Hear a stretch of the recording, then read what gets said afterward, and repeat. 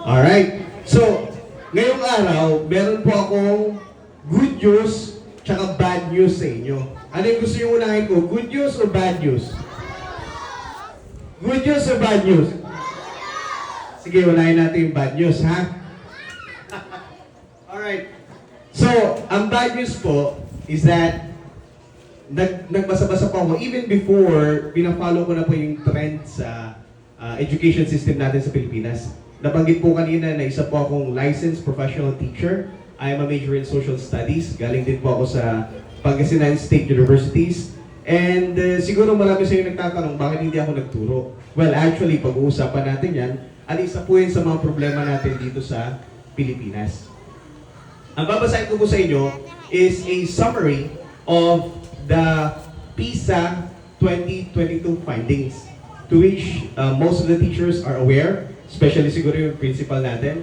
And itong PISA report is a study of OECD countries of 81 countries. So kasama dito USA, Singapore, Japan, 81 countries, name it, right? And yung nakakalungkot na findings dito is number 1, poor student performance in core subjects. The Philippines rank. Sa tingin niyo, ano yung ranking natin sa studies? Alright, nasa bottom quantile po tayo. So, out of 81 countries, number 77. Number 77 tayo in math, reading, and science. Top 5 sa baba. Meron tayo ma'am, top 2 sa creative thinking. Top 2 sa baba. Kasi, Filipino students rank 63rd out of 64. Nakakalungkot, ano? The education system in the Philippines is estimated to be 5 to 6 years behind global standards. Ang ibig sabihin po nun, yung 4th year high school natin, dito na lang sa context ng elementary para po mas maintindihan natin, ang ibig sabihin po nito, yung grade 6 natin sa Pilipinas, ang katumbas lang po ng intelligence nila sa Singapore ay grade 1. Ganun po kalungkot yung current na estado ng educational system natin sa Pilipinas. And only 16% of students reach level 2 proficiency in math. Ang ibig sabihin po nito is that yung top 3% natin na matatalino na estudyante sa Pilipinas, katumbas lang po nila yung average student sa Singapore. And come to think of it guys, yung Singapore po ay kapitbahay lang natin. Pilipinas, Singapore, Japan, South Korea, mga karatig bansa lang po natin yan. So, bakit kaya gano'n yung current na estado ng ating educational system? Mamaya po pag-uusapan natin yung mga potential solutions. So, number 2, lack of high-performing students. Ito nga po, high-achieving countries like Singapore have over 85% of students reaching at least level 2. Ito na yung sinasabi ko na yung average na estudyante ng Singaporean, sila na po yung mga top 3% ng mga Pinoy na estudyante. Next would be widening socio-economic and gender gaps. 36% of students natin belong to the most socio-economically disadvantaged group globally. So marahil ito yung isa sa mga dahilan kung bakit laggard po tayo, nahuhuli po tayo sa international rankings kasi 36% po ng mga estudyante natin ay galing sa mahihirap na pamilya. And meron pong epekto yan. Pag galing ka sa mahihirap na pamilya, natural maapektuhan po niyan yung edukasyon mo kasi andyan yung wala kang pambaon, wala kang pabili ng school supplies, wala kang lapis, wala kang pa-project, and so on and so forth. So, next would be weak learning environment. So 43% of girls and 53% of boys reported being bullied frequently. So uso-uso na po dito sa Pilipinas ngayon yung bullying. And 28% of students feel lonely or outsiders at school. So this has something to do with the proliferation of unregulated social media here in the Philippines. Alam niyo po ba, na sa Australia ngayon, hindi na pwedeng mag-social media ang 16 years old pababa. Dito sa Pilipinas, yung mga anak natin, pag ayaw mo lang silang maingay, ano ginagawa natin? binibigay yung cellphone, anong ginagawa natin? Para patahanin sila, para hindi sila maging makulit, binibigay yung cellphone. At may epekto po yun sa intelligence ng mga bata. Nagkakaroon ng dopamine na tinatawag. Kaya napapansin niyo yung mga bata, sobrang ikli na po ng mga pasensya nila. And magtatranscribe po yun sa learning setup sa school. Alam niyo may learning setup natin sa school, 30 minutes to 45 minutes lecture, wala na po silang ganung attention. Kasi ang attention span ng mga bata na po ngayon is less than 1 minute. Kasi yung mga TikTok videos, ilan? 28 seconds, 30 seconds, 45 seconds. So, kung yung mga teacher natin ngayon, makaka-relate sila, pag nagdi-discuss po sila ng lecture, yung mga bata, attention span nila, hindi na ganun kahaba. After 15 minutes, boring na sila. And that's a challenge for us teachers kung paano tayo magka-catch up sa changing learning environments. Alright? So, nandito rin po sa report yung impact of COVID-19 on learning. And hindi rin po natin ito pwedeng gamitin excuse kasi lahat naman po tayo nagkaroon ng COVID, hindi lang sa Pilipinas. But still, malaki po yung naging epekto nito sa ating mga kabataan. Kasi nga, babalik tayo dun sa socio-economic component ng report na to. Nung nagkaroon ng COVID, marami tayong kababayan na walang internet sa bahay. Hindi sila makapag distance learning, remote learning. Unlike sa Singapore, well-developed countries, mabilis yung internet, and so on. Next, ito po yung isang gusto kong bigyan ng din. Lack of resources and teacher shortage. So, kulang na kulang po yung teacher natin sa Pilipinas. Ang principal po natin, somewhere around 40% yung kulang natin na principal. 40% ng schools sa Philippines, wala pong principal. Okay, yan po yung binibigyan to ni Senator Angara na magkaroon tayo ng maraming principal. Kasi mamaya, babasahin natin din dito sa reports yung school autonomy and governance. Kung paano ito nakaka-apekto sa performance ng mga estudyante natin. So going back, dun sa lack of resources and teacher shortage, the Philippines only spend $11,000 per student from ages 6 to 15. Compared it to the benchmark of international standards na 75,000. Ano pang ibig sabihin nito? Ang ina-spend po globally on average sa mga bata 6 to 15 years old, which is like grade 1 hanggang 4th year students or grade 10, ang ina-spend po globally, dapat sana ang average is that around 4.5 million pesos converted at 75,000. So, sa Pilipinas, imbis na 4.5 million yung i-spend natin per student, ang i-spend lang po natin around 600,000. So sobrang liit. So may epekto po yun. Kasi kulang yung budget eh. Kulang yung budget at mamaya pag-uusapan din natin yung teacher shortage and then pag-uusapan natin yung teacher to student ratio. Sa Singapore po, isang teacher, ang estudyante lang niya 15 to 25 maximum students. Sa Philippines, isang teacher, ang estudyante mo 40, 50, minsan 65, minsan hindi na kayo kasya sa classroom, pupunta na lang kayo sa silong ng Mangga, sa silong ng Chico, o dito na lang tayo mag-PE kasi kinukumbine pa yung dalawang section ng isang PE teacher. Naranasan ko po yan. So, it does have an effect sa learning po ng ating mga bata. Tulad nito, ilang minutes na ako nagsasalita, 10 minutes, yung mga bata hindi na nakikinig. Babalik tayo dun sa short attention span ng mga bata. Okay? So, next, poor school autonomy and governance.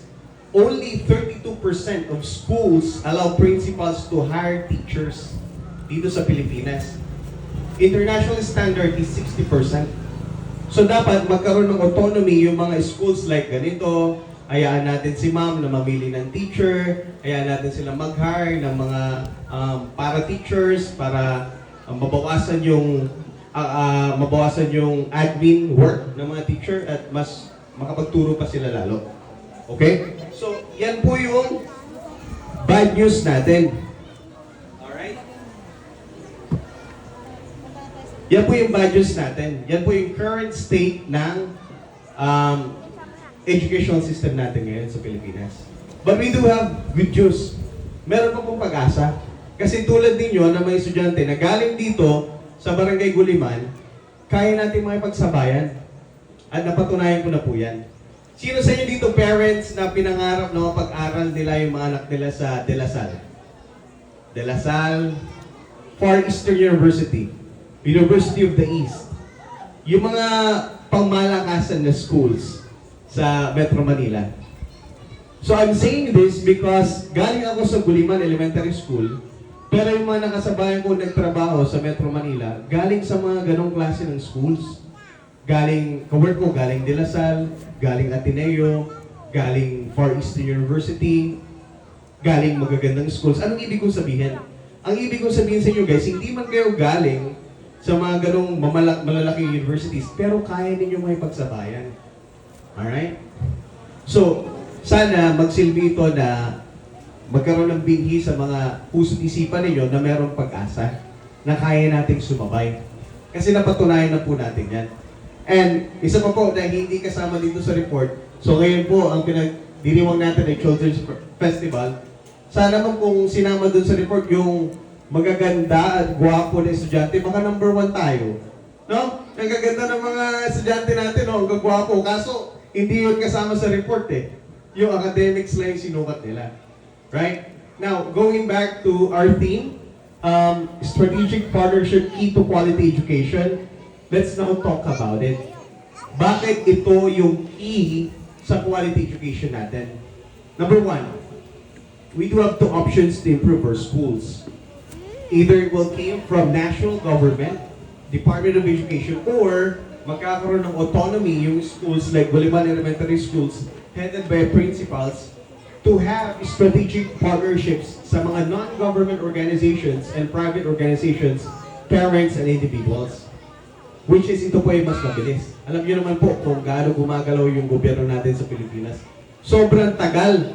Kung aasahan pa natin na magkakaroon ng reform sa Department of Education, naku, baka retired na si ma'am. Below pa rin tayo sa ranking ng PISA. 2018, mababa na po yung ranking natin. 2022, which is 4 years, mababa pa rin po. So, every 3 years po yung PISA studies natin. So, dito sa key to quality education, ang sinasabi po nila ma'am dito ay strategic partnerships. And that is something that we can do. Below are the list of the things that we can do. Number 1, we could strengthen public-private partnerships. We could improve teacher training and development. We could enhance digital learning infrastructure.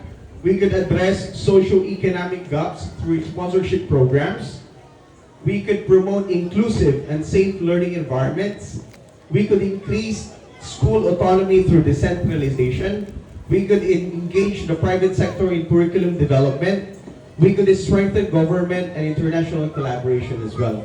So, dito, I came up with tailored strategic partnership. So, these vague ideas of strategic partnerships, paano ba natin ito gagawin sa isang elementary schools like Barangay Guliman? So I came up with a plan. Alright? So mamaya, ibibigay ko rin ito. Okay. So, ganito po yun. Number 1, we could have a digital learning in elementary schools. So i-share ko lang po sa inyo guys, isa sa mga company na nabanggit ni Madam Dolores kanina is yung Ativion. Ativion is an American company where I work for. Ang product po namin ay software.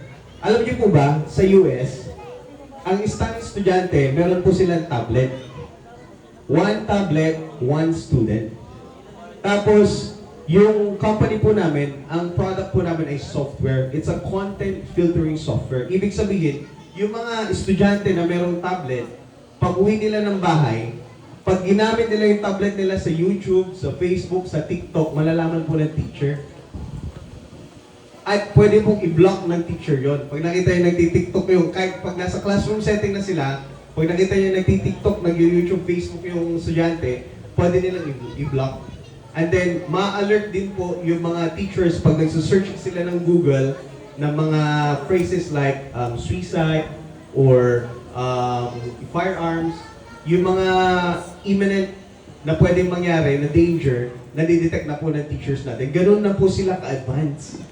Sa atin po, hindi pa po, pen and paper pa po tayo dito, karamihan. Meron na po ba tayong computer subject for elementary schools? ICT meron na. For grade 6, alright. Pero doon, grade 1 guys, 1 teacher, 1 tablet na po sila. So, yun po yung sinasabi natin. Ngayon, ang isa sa may strategy na pwede natin gawin dito sa partnership is that we can partner with the telco companies like Smart, Globe, and Tito. We could ask for free mobile data for tablet commons and e-learning apps. We could partner with Google for education and Microsoft with free Google Classrooms and MS Teams and digital literacy training for teachers. We could partner with companies like Huawei, Samsung, and Lenovo to donate tablets for us to achieve a one student and one tablet program. And we could partner with YouTube and Khan Academy for interactive video lessons. So these are some of the ideas that we could play around with. Implementation would be DepEd plus private telcos agreement. We could have a memorandum agreement. And example would be Globe's School in a Bag. Yung Globe po, alam niyo po ba yung mga malalaking company sa Philippines, meron silang tinatawag na corporate social responsibilities. So pag tayo, malakas yung loob natin na malakas yung loob at makapal yung mukha natin na humingi ng tulong sa mga private companies na to, pwede po silang magbigay. Kasi those expenses na ini-incur ng mga malalaking kumpanya, those are tax deductible. So, halimbawa, nag-grant yung elementary school natin. Okay, lahat ng estudyante sa Guliman Elementary School, ilan na po yung population natin, ma'am? Almost 300. Bigyan natin ng tingin isang tablet. Pagpalagyan na natin ang mga gastos ng Lenovo, for example, is 3 million. I-deduct lang nila sa tax nila. Wala kayong guide na humingi, alright? Meron po silang website. Punta lang po kayo dun sa contact us page nila. Pwede kayo mag-submit ng form. Pwede nyo kunin. Pwede natin pag-usapan. Yes, meron po sila Adaptive School Program. Meron nga po dito, Globe's School in a Bag. So, ang ginagawa ng Globe, meron po silang adapted schools na every start ng school, yung estudyante binibigyan ng mga gamit. Alright, so this is one of the things that we can play around with. Number 2 would be public-private partnership to build more classrooms and learning centers. Kasi po kulang yung classrooms natin. Now, ano na naman yung options natin? Laging dalawa, government or private. Pwede tayong humingi ng pondo sa government para patayin yung schools, which is matagal. Or pwede tayong humingi ng tulong sa mga private companies tulad ng, nandito po, nilagay ko, tulad ng SM Foundation, Ayala Foundation, and Gawad Kalinga. So, pwede tayong lumapit sa kanila para patayin ng mga schools dito sa Guliman.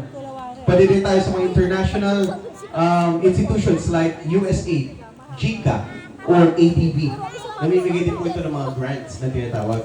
And next, other private organizations like Rotary Club, Eagles Club, Lions Club, nagpapatayo din po sila. Security Bank, nung pumunta kami minsan sa may nakita ko doon sa school, Security Bank yung nagpatayo. So yun yung sinasabi ko. So yung theme natin ngayon is sobrang perfect na strategic partnership yung kailangan natin para po magkaroon tayo ng quality education. Next would be industry and NGO partnership for feeding programs. Alam po natin na isa sa mga problema natin kung bakit mababa yung standards natin, marami po tayong estudyante na malnourished. And isa sa mga pwede natin gawin is may pag-partner sa institutions like Jollibee, McDonald's. Meron po silang ganitong program, and San Miguel Foundation. San Miguel Foundation, namimigay sila ng tinapay and gatas. Yan, and UNICEF and Save the Children, and local farmers and cooperatives. So, implementation could be to expand the Busog-Lusog Talino program and LGUs plus private food companies. So, next would be STEM and literacy programs for elementary schools. So, potential partner would be Google and Apple, Scholastic and Adarna House, Intel, IBM, and Microsoft. Again, marami tayong pwedeng lapitan. Marami tayong pwedeng pag-requestan ng tulong. Alright? So, last na lang would be private support for teacher training. Tulad ng mga review centers. Pwede rin tayo may pag-partner sa Agno Valley, sa Perpetual, sa PSU. Paano yung partnership na yan? Pwedeng i-ask ni ma'am na yung mga student teachers magporto dito sa Buliman. Ibig sabihin, kahit paano, mababawas yung admin works ng mga teachers natin. Alam naman natin na requirements ng mga graduating education teachers na magturo pansamantala, like 1 or 2 months sa mga schools. So, if welcoming yung Buliman Elementary School, ang dami na pong school sa Pangasinan na nag-offer ng education. So, pwede po na dalhin natin sila dito para matulungan yung mga teachers natin sa mga admin tasks nila.